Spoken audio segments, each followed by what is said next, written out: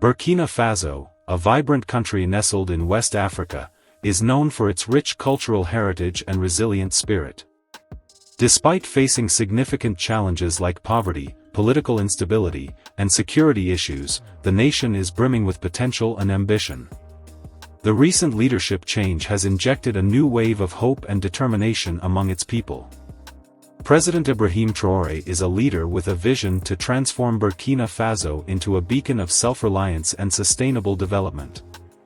It came as a shock when recently, Burkina Faso's President Ibrahim Traoré, in his quest to reshape the nation's future, just said, "No thanks," to the International Monetary Fund, IMF, and its financial aid. His refusal to accept IMF financial aid isn't just a headline-grabbing move, it's a statement of intent, a bold declaration that Burkina Faso is ready to carve its own path. In this video, we'll explore why President Traoré believes that turning down the IMF is the best way forward for Burkina Faso. Let's dive in. 1. Economic sovereignty. President Traoré is fiercely protective of Burkina Faso's economic sovereignty. Accepting IMF loans often means giving up control over key financial policies. The IMF's stringent conditions can dictate a country's fiscal policies, limiting its autonomy. The general goal of the IMF when dealing with African nations is that they promote privatization and economic development. IMF generally seeks to help nations aid international trade and develop financial strength and economic growth.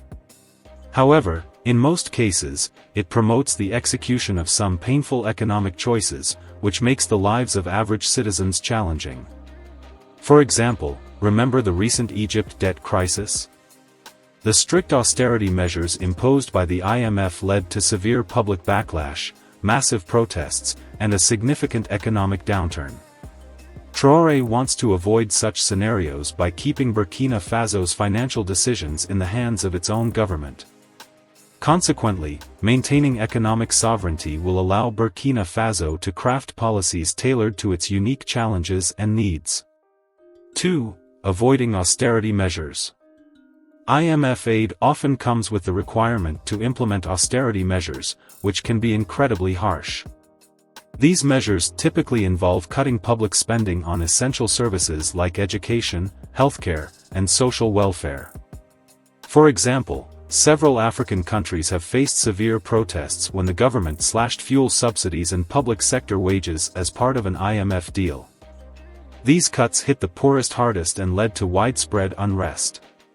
Austerity measures exacerbate poverty and inequality, leading to social unrest and economic instability. By refusing IMF aid, Traoré aims to protect Burkina Faso's social fabric and ensure that essential services remain accessible. 3. Promoting local solutions. Traoré is a strong advocate for homegrown solutions. He believes that Burkina Faso's challenges are best addressed through policies developed within the country by people who understand its unique context. For example, since coming into power, Ibrahim Traoré's Burkina Faso has made an impressive development trajectory, a testament to local solutions' power. By prioritizing homegrown strategies in healthcare and education, Burkina Faso has achieved remarkable progress without heavily relying on the IMF. Local solutions foster innovation and empowerment within the country. They ensure that development strategies are culturally relevant and sustainable, leading to more effective and lasting outcomes. 4. Reducing debt burden. Burkina Faso's external debt is already substantial. According to the World Bank, the country's external debt reached $4 billion in 2023. Additional IMF loans would increase this burden, potentially compromising future economic stability. Ibrahim Traoré has repeatedly said that he wants to avoid putting Burkina Faso in a situation similar to many countries, like Zimbabwe, that have struggled with a debt trap, where they must keep borrowing to pay off previous loans. This cycle can lead to severe economic crises and long-term dependency on external financial institutions. Traoré aims to prevent Burkina Faso from falling into a similar debt trap by refusing IMF aid. Reducing the debt burden allows the country to allocate more resources towards development projects and social programs. 5. Strengthening regional alliances. Traoré is keen on strengthening regional alliances within West Africa. By focusing on regional cooperation, Burkina Faso can foster economic growth and stability through mutual support and collaboration.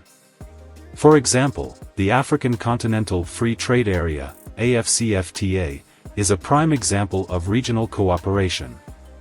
It aims to create a single market for goods and services across Africa, boosting intra-African trade and reducing dependency on external aid. Also, blocs such as the Sahel States Alliance will serve as a solid regional alliance that can lead to shared prosperity and resilience against external economic shocks.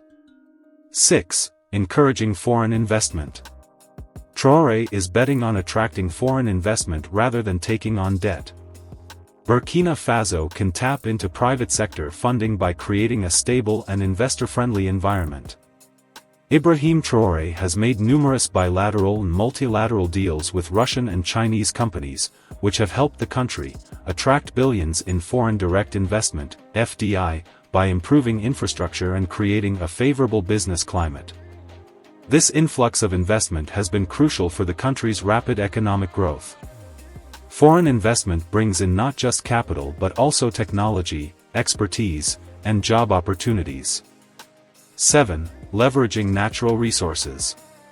Burkina Faso is rich in natural resources, particularly gold. In 2020, gold exports accounted for 70% of the country's total exports, earning over $5 billion. Traoré has been making drastic changes in the mining sectors so that Burkina Faso's minerals proceeds can benefit its citizens, just like Botswana, a great example of how effective management of natural resources can drive development. The country has used its diamond revenues to invest in infrastructure, education, and healthcare, leading to substantial economic progress. Properly managing natural resources ensures that the revenue generated benefits the country and its people. Traoré aims to ensure that more of Burkina Faso's resource wealth stays in the country, contributing to its development. 8. Building resilience against external shocks. Relying on IMF aid can make a country vulnerable to global economic shifts. Traoré wants to build a resilient economy that can withstand external shocks. Traoré aims to successfully diversify Burkina Faso's economy beyond gold and agriculture, making it more resilient to fluctuations in the global market. This diversification will help the country maintain economic stability even during global downturns. Economic resilience is crucial for long-term stability and growth. By focusing on diversified economic growth, Burkina Faso can better navigate global uncertainties and protect itself from external shocks. 9. Empowering local businesses. Supporting local entrepreneurs is a vital part of Traoré's strategy. Small and medium-sized enterprises, SMEs, are crucial for job creation and economic stability. For example, SMEs contribute about 48% to Nigeria's national GDP and employ around 84% of the workforce. This highlights the significant role that local businesses can play in driving economic growth and development. Traoré is aiming to empower local businesses, and this will foster innovation, create jobs, and boost economic growth from within. 10. Inspiring other African nations. Traoré's bold stance is inspired by other African countries forced to rethink their reliance on international financial institutions. Countries like Tanzania and Ghana have also pursued more self-reliant paths. Under former President John Magufuli, Tanzania emphasized self-reliance and reduced dependency on external aid. This approach has inspired other nations to consider similar paths toward greater economic autonomy. Shifting towards economic self-reliance across Africa could lead to more sustainable and independent development models. This trend signifies a move towards greater financial empowerment and self-determination for the continent. And there you have it. What do you think about Traoré's approach? Let us know in the comments below. Don't forget to like, subscribe, and hit that notification bell. Until next time, stay curious.